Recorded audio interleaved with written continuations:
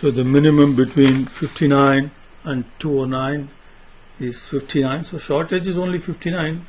So we produce that and we are done.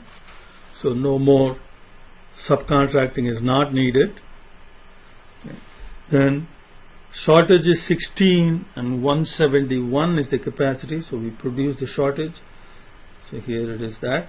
Now we have shortage of 402, but we have a capacity of only 199. So we have to produce only 199.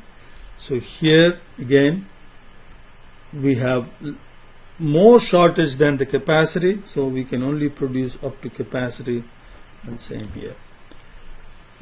Then subcontracting, SC subcontracting is simply shortage minus production in OT.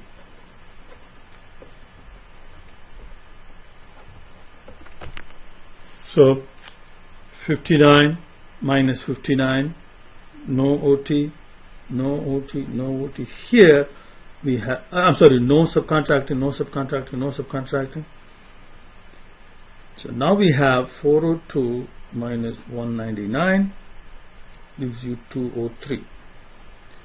664 minus 209 is 455.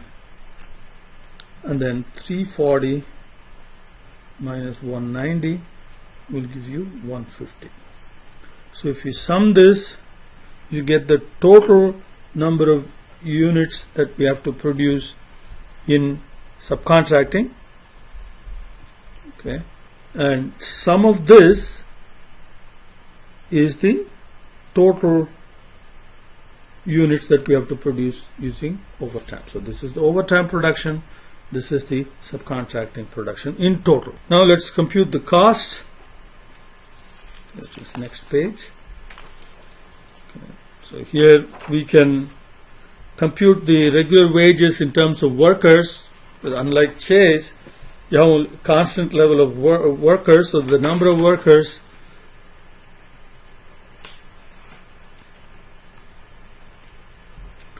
is 38 is the production units per day, and workers can produce at the rate of 5 per day. We calculated that way back, number 1, 5 units per day.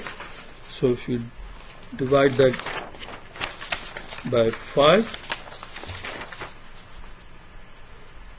and you get 7.6 workers. So regular wages is 7.6 workers times $80 a day times 124 days. So that is equal to 75,392. Then overtime cost is total overtime production.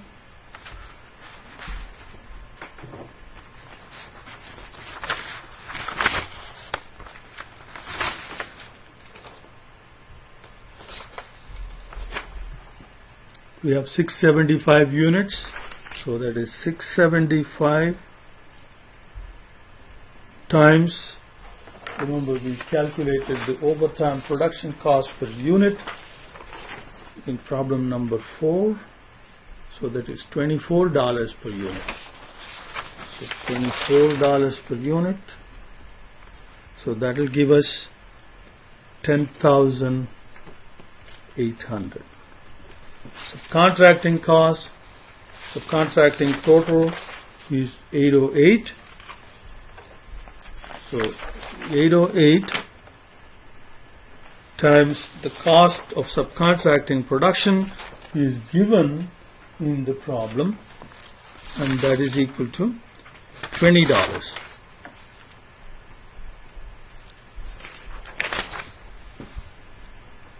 So that will give us a cost of 16,160. Now there is no hiring cost because we went from 40 units, the initial condition of production rate, down to 38. So there is only firing cost. So that will be 40 minus 38, okay, times 600. So you get $1,200. So this is safety stock, 20 units, times 6 months times $5. So that would be equal to $600 for a total of 104,152. Now let's compare the costs. Okay, plan 1, that is our level plan. The cost for that was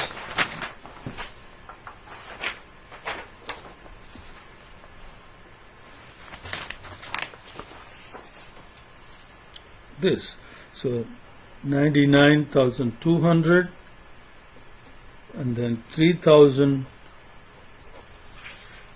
for hiring cost and 10,000 for carrying cost, gave us the total of 112,200. The next was chase plan.